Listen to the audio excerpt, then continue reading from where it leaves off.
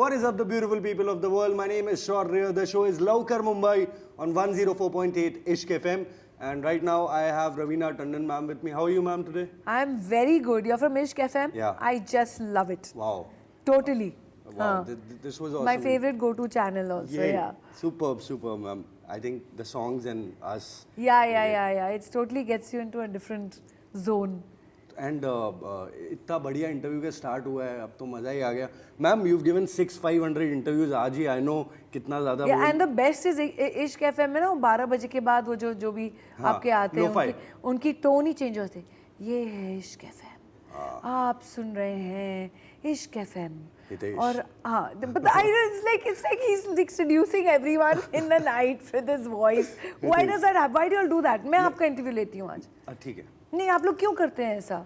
मैं तो नहीं करता मैम, वो उसका जॉनर. मैं तो ऐसे ही मैं ऐसे बात करूंगा तो कोई सुनेगा नहीं. उसका जॉनर थोड़ा ऐसा है. नहीं, पर आप लोग को करना ही चाहिए ऐसे कि सबको इश्क हो जाए आपके आवाज सुन के. सबको? हाँ, सबको हो जाए. अगर मैं ऐसे बात करूंगा तो मैम जितने लोग सुन रहे वो भी चले जाएंगे. तो फिर जितनी थोड़ी बची हुई है लिसनरशिप वो रखे रहते. चलिए ma'am, the trailer looks amazing and बहुत ही मज़ा आ गया. बहुत टाइम बाद ऐसा एक lawyer based, advocate based movie आ रही है. एंड इसके पहले जितनी भी आई है 100% रिकॉर्ड रहा है. We all loved it. नाम नहीं लूंगा but you know it all. And it looks so promising. मैंने बाकी स्टार कास्ट का इंटरव्यू पहले लिया था and they were like ma'am के साथ काम करके इतना मजा आया. ये वो अनुष्का हो गई, चंदन हो गए, विवेक सर हो गए. एंड कब आया आपके पास ये, और कब आपने बोला हाँ, स्क्रिप्ट देखते ही हाँ बोल दिया था, या क्या हुआ था? आई थिंक मैंने जब ये पढ़ा स्क्रिप्ट मुझे भेजा अरबाज ने, तो मुझे ऑनेस्टली ऐसे ये टॉपिक के बारे में पता नहीं था, ज़्यादा जानकारी नहीं थी. तो मैंने बल्कि रिसर्च किया थोड़ा बहुत एंड वाकई में मैं एक्चुअली चकित रह गई, क्योंकि इतने स्कैम्स हैं और इतने सारे ये प्रॉब्लम्स हैं जो हमारे छात्र, young students they go through. And right at the beginning of their lives, literally इतनी मेहनत करके जब वो पहुँचते हैं यहाँ पे और उनका फ्यूचर उनके साथ ऐसे खिलवाड़ के साथ छीन लिया जाता है, तो it's really a big struggle. And चलो वहाँ पर हम तभी भी थोड़े, हमारे पास रिसोर्सेज हैं, हम लोग थोड़े प्रिविलेज्ड हैं, we can fight it out. लेकिन उनका क्या, जो अपनी लाइफ टाइम की कमाई और जो उनके पेरेंट्स लगा देते हैं उनकी एजुकेशन में और उनसे फिर छीना जाता है, वो कहाँ जाएंगे? So this not only the fight of a girl who wants to stand on a own feet and is a student, and but it is also the fight of a common man कि वो जाए कहाँ और इतने बड़े system के against वो कैसे लड़े कि उनका पूरा फ्यूचर उनसे छीन लिया गया है. सही बात है. So this is something that really touched my heart and मैंने कहा हाँ यार, ये फिल्म तो ज़रूर करनी चाहिए. This is a topic of conversation which we have to bring about. बिल्कुल. ऑल्सो विमेन एम्पावरमेंट बहुत अच्छे से पोर्ट्रे किया गया है इस मूवी में. जैसे वो एक लाइन है कि मैं सिर्फ खाना नहीं बनाती एंड ये वो, और उस बारे में what do you want to say, क्योंकि काफ़ी अंडररेटेड है अभी भी.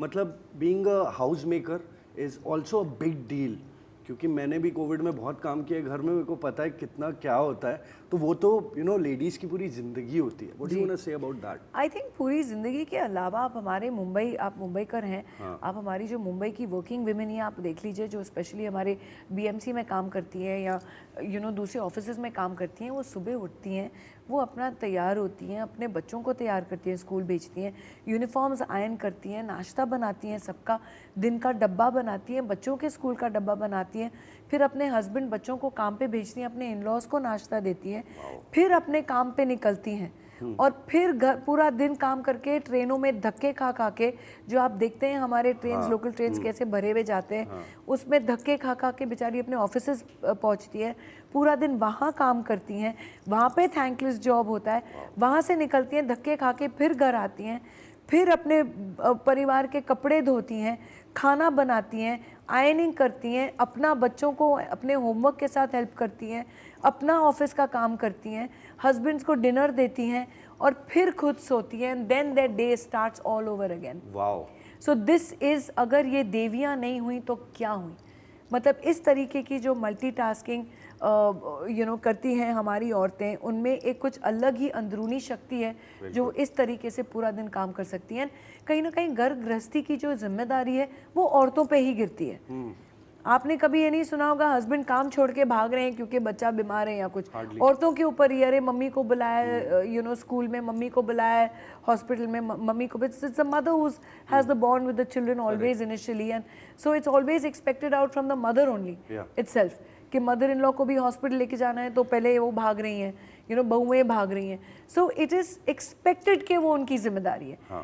पर ये जो एक इक्वल जो एक दर्जा होना चाहिए, एक इक्वल शेयरिंग जो होनी चाहिए between husband wife, between children, between siblings, between you know even your in laws, कि तू जा बेटा, you also live your dreams, you work, हम संभाल लेंगे। That is something which a support system has to happen with every woman as well. Wow, beautifully said. To all the hard working women out there, salute है आप लोग को। सब्जियां भी काटती हैं ट्रेन में, मैंने देखा है कई बार। हाँ, ट्रेन में ही can you imagine, correct, crazy.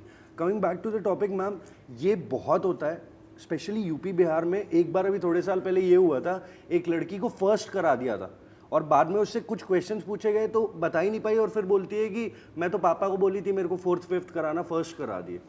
तो ये सब सीन बहुत हो रहे हैं वहाँ पे। How do you think this education scam is gonna and? Is it ever gonna and? कभी आपको लगता है? It should end slowly but surely. As you know, our Honorable Prime Minister Narendra Modi ji has been mentioning this in a lot of his episodes of मन की बात, and वो बार बार ये topic निकालते हैं क्योंकि उसमें ये डिस्कशन करते हैं कि हमारे स्टूडेंट्स के ऊपर क्या स्ट्रेस चल रही है, करप्शन बंद करवाने की बात करते हैं, because it's there from the lowest strata to reaching up, which has to change. So कहीं ना कहीं he's been reinforcing this message throughout, and we also thought it's a very important film to come out कि एक जागृता, एक awareness बढ़नी चाहिए, and एक पूरा infrastructure I feel needs to be built up to support these kind of students, especially the ones who are from underprivileged classes of society. Give them more support कि अगर उनके साथ ऐसा कभी कुछ हो तो कहीं तो हो जगह जहाँ वो जाएं, अपना केस वो सामने लड़ पाएं, you know, and they get what they deserve, their credit. तो it's something that is very essential, is the need of the hour. Correct. And देखा जाए तो कहीं ना कहीं मैं सेफ था क्योंकि मैं कभी उतना ब्राइट स्टूडेंट था ही नहीं, तो मेरा पेपर कोई ले नहीं पाया। बट कितने बच्चों के साथ, क्यों सर मैं संजय दत्त के साथ इंटरव्यू कर रही हूँ बोले तो एक नंबर टोटल। सो कितने बच्चों के साथ ये हुआ है, कितने लोगों का करियर खत्म हुआ है, कई लोग तो छोड़ दिए होंगे पढ़ाई फेल होके।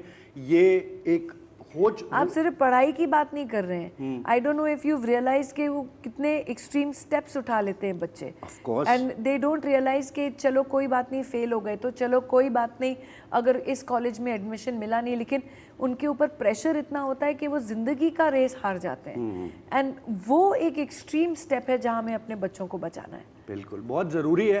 एंड आज टाइम की थोड़ी कमी है तो हम लोगों को भागना पड़ेगा यहाँ पे। And thank you for cooperating and giving so many interviews in a stretch. Thank you so much. One last thing I want to say, Raveena Tandon has been the national crush of India before people knew what national crush is. So आज मेरा दिन सफल, Friday भी आने वाला है, कल office नहीं जाऊंगा, गुड फ्राइडे है, day made. Thank you ma'am. Thank you so much, really what a pleasure talking to you Shaurya. Same here ma'am.